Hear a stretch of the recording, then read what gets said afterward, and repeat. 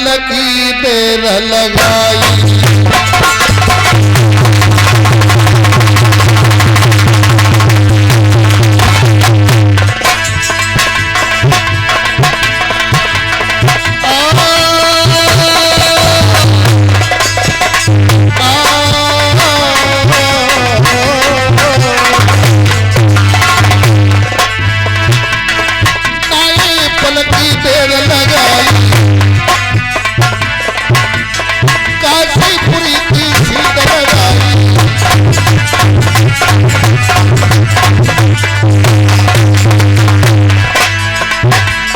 काशी की गली में पहुंच हो जाई, मंत्री रहे आवाज लगाई।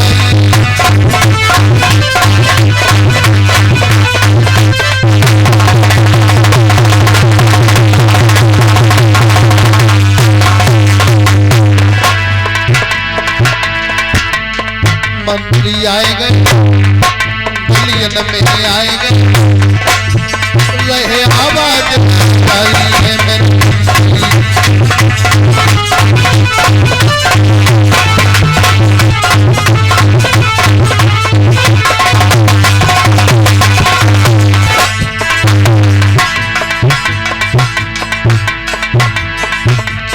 टोलू आएगा, गलियन में आएगा, रहे नगाड़ो चाहिए मेरे।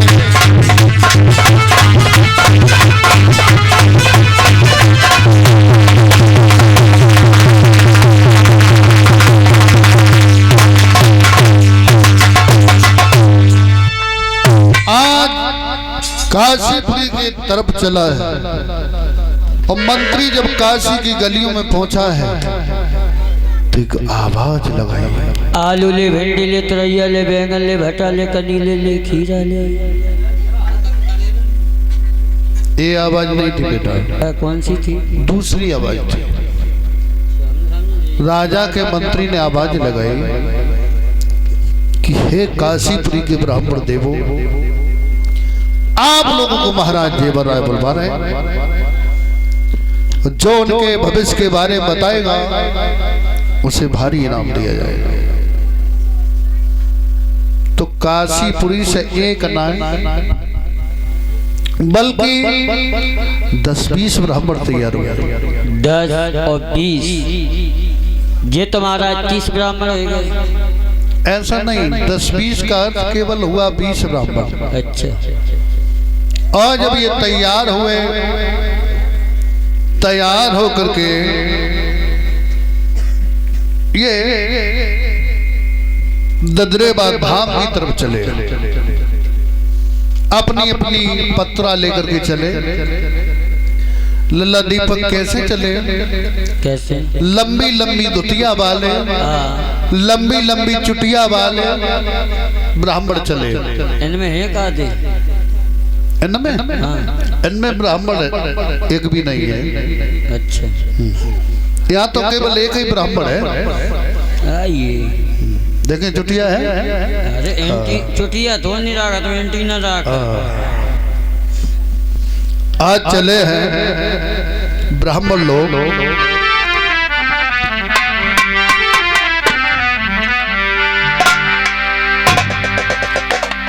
पत्रालय दबा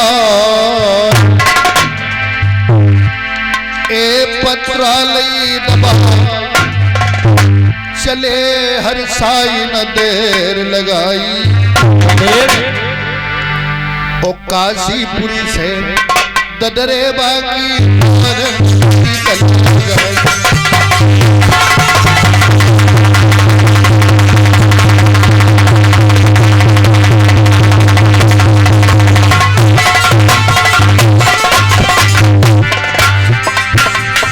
पत्रालय दबा,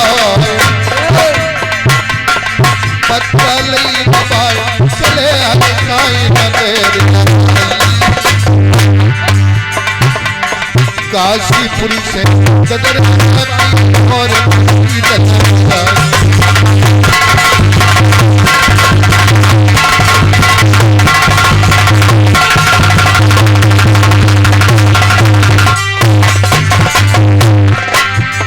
ब्राह्मण मजले मजले आगे को जावे मेरे कहे तुझे समझाई लेना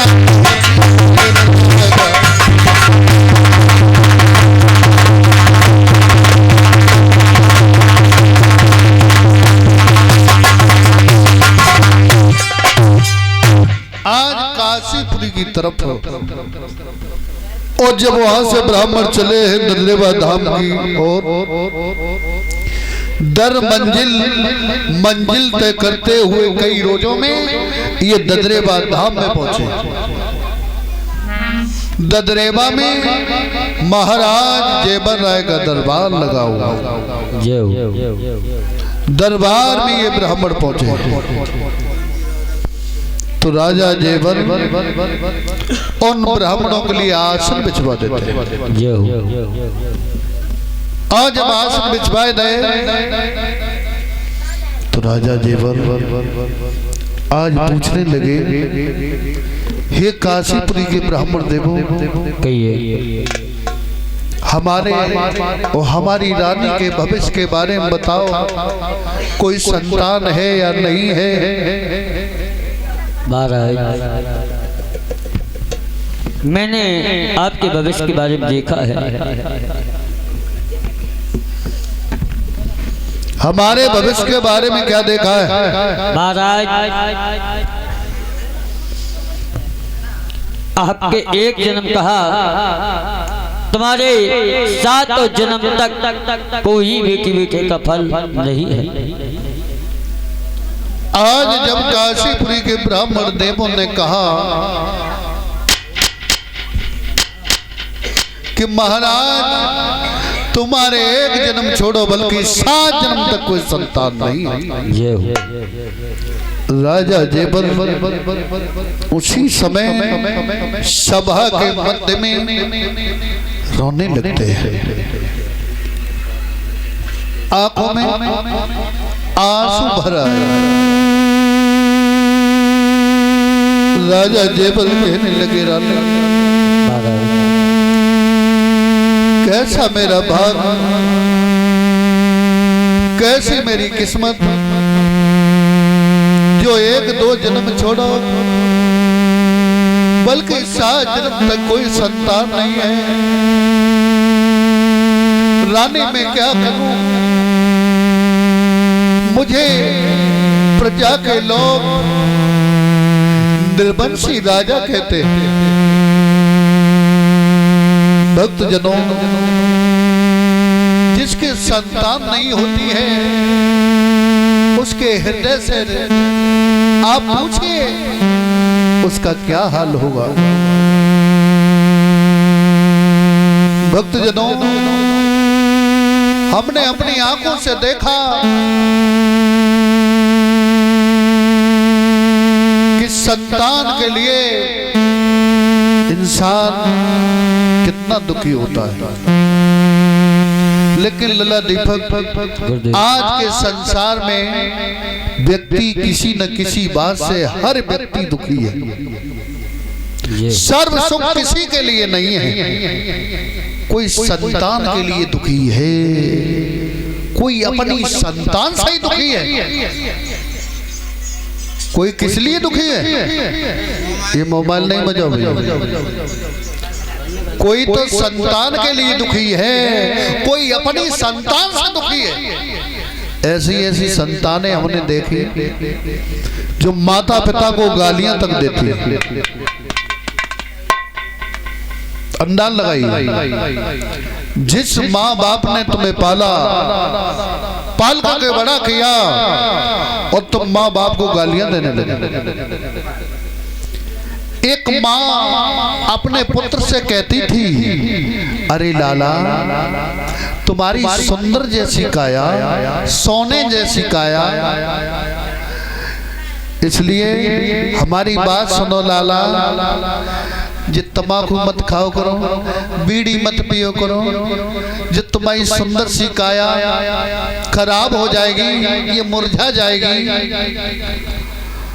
और माँ कहने लगी लाला हम इसलिए तुम्हें रोक रही हूँ क्योंकि 9 महीने हमने तुम्हें पेट में रखा है। और जैसे ही ये बात कही कि 9 महीना पेट में रखो तो वो लड़का जवाब देने लगा, अरे भैया आज के बाद ये बात मत कह देना कि 9 महीने पेट में रखा, 9 महीने पेट में रखा, क्योंकि आज 9 महीना का तू किराया ले ले। प्रभु का कमरा तो अब बताओ कोई कमरा तो है नहीं जब तू किराया दे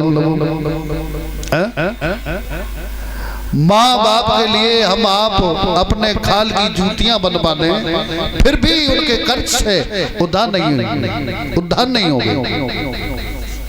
और आज के बच्चे उन्हें किराया देने लगे। हम तो ये कहेंगे जिस आदमी ने अपने माँ बाप को दुखी कर दिया